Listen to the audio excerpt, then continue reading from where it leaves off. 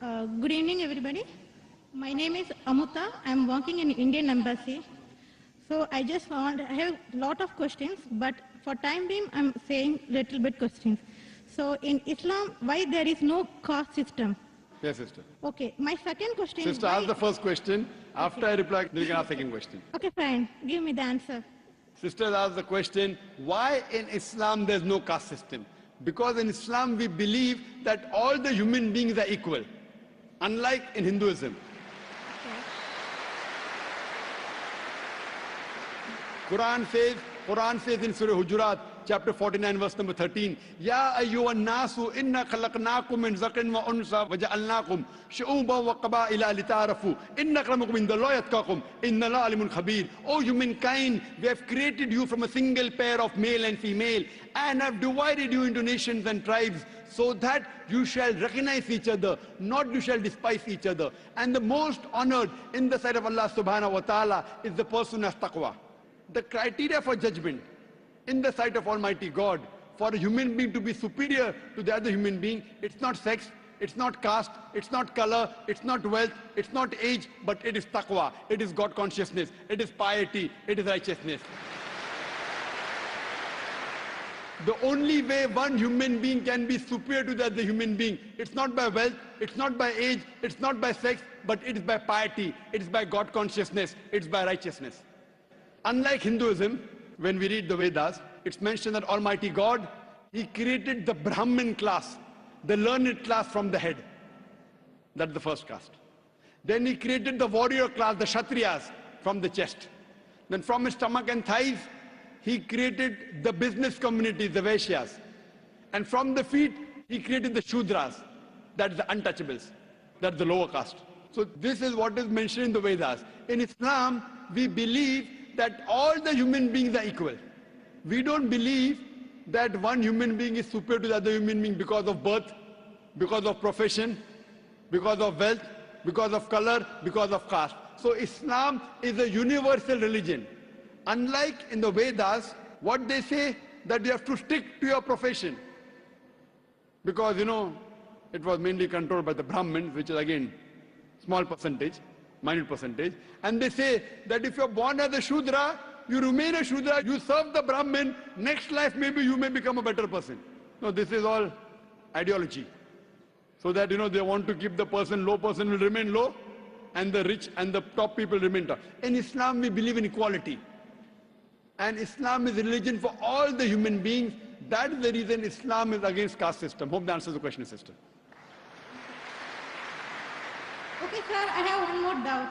So why you are saying the Muslim is Sayyid Muslim or Sunni Muslim or Shia? So what is that? Sister said that why am I saying Sayyid Muslim and Shia Muslim Sunni? I never said Sayyid Muslim, Shia. Muslim is the one who submits his will to Almighty God. In Islam, there is no sect. Allah says in the Quran in Surah Al-Imran chapter 3 verse number 103, وَاتَصِمُوا بِحَبْلِ اللَّهِ جَمِيعًا وَلَا تَفَرَّقُوا. Hold to the rope of Allah strongly and be not divided. There's no Sayyid Muslim and Sunni or this. Yes, the family. Fine, you may belong to a family. You may belong to a Sheikh family. You may belong to Sayyid family. To know your roots, that does not mean a person is superior. A Khan is superior to a Sheikh or a Sayyid. No. It is belonging to your roots. Like how you may come from some family so that you have come from particular land or particular area. If you have come from Konkan region. So this is family background. It doesn't mean one person is superior to the other. The only way one human being can be superior to the other human being is by piety, is by righteousness, is by God consciousness. Hope that answers the question, sister.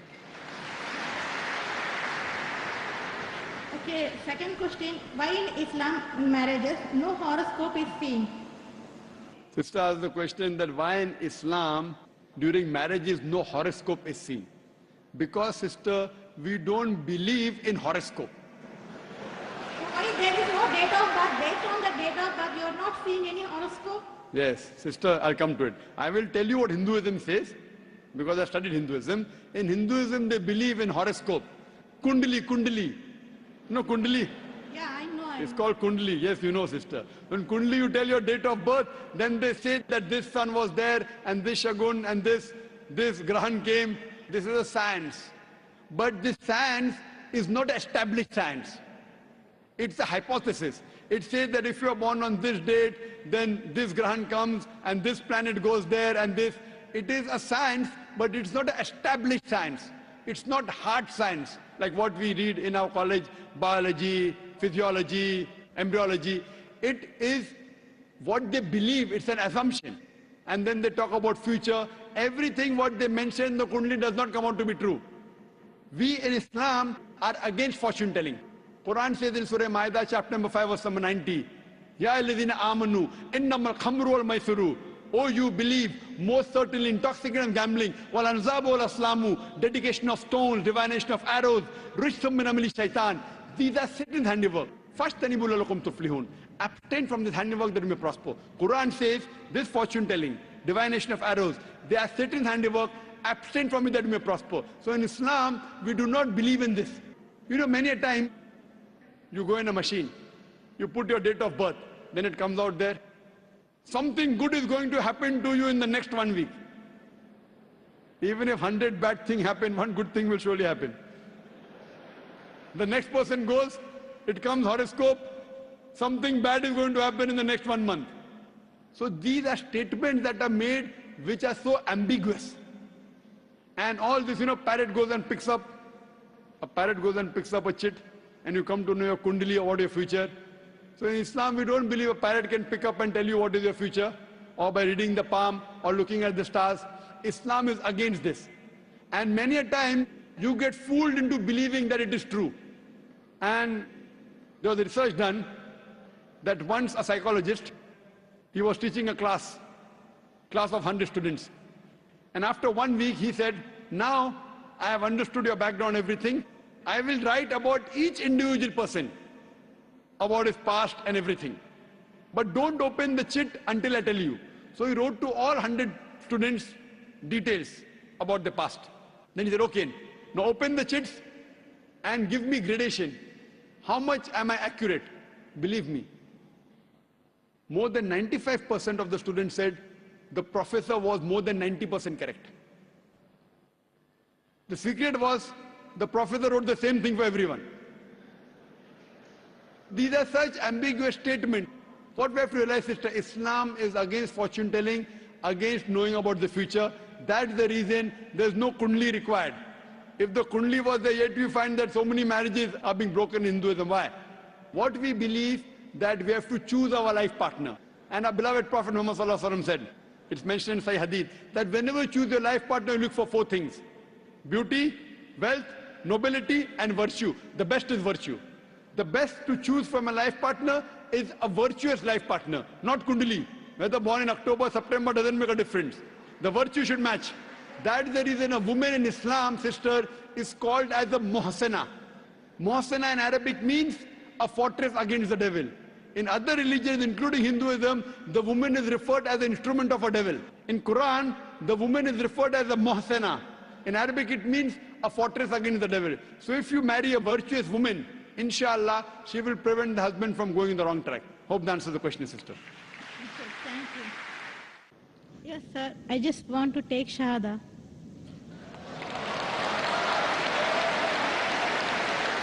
MashaAllah. The sister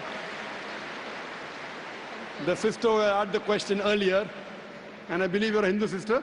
Yeah, I'm Hindu. Yes, the sister who had the earlier question, MashaAllah, Allah gave her hidayat and she wants to accept Islam. I want to ask you, sister, do you believe there is one God? Yeah, I believe in Do you God. believe that Almighty God has got no images? Yes, sir, I believe. Yes, and you believe that there's no one to worship besides Allah? Yeah, I believe Allah is the Do great. you believe Prophet Muhammad is the last and final messenger of this God? Yes, I believe. Inshallah, I'll say in Arabic and you repeat it, sister. Ashhadu. I'll say in Arabic and you repeat it, sister, slowly. Okay. Ashhadu Hashadu Allah Allah ilaha ilaha illallah illallah wa ashhadu washadu anna anna Muhammadan Muhammadan abduhu abdu wa rasuluhu wa wa rasuluhu. wa rasulu. MashaAllah, sister.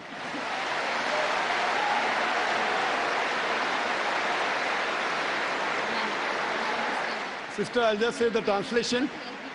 I'll just mention the translation, sister. You just repeated the translation, which will be much more easier. I bear witness I bear witness I bear witness that that there is no God there is no God but Allah, but Allah, and Prophet Muhammad and Prophet Muhammad is is the messenger the messenger and servant of Almighty God. and Servant of Almighty God. servant of Almighty God. MashaAllah, sister. You are a Muslim. May Allah Subhanahu reward you. And may Allah grant you Jannah. And sister, as I mentioned earlier, if you have any question, any queries, please don't feel shy. You can contact the local organizations here. If you have any questions, you can even send an email to our organization, islam@irf.net. We have a ladies wing which takes care of any questions, any queries, any problems you have. And sister, see to it that as you keep on learning whatever about Islam, slowly and steadily. Main thing is Iman, believing. The practice keeps on coming slowly and steadily. Whatever you learn, you can ask questions, you can keep on following, and slowly, inshallah, you can keep on following all the tenets of Islam.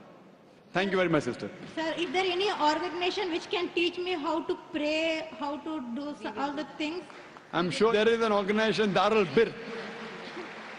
The organization I know in Dubai, Darul Bir. I'm sure there are lady organizations. And I think there's Sister Yasmin, who is the wife of my friend Brother Najmuddin.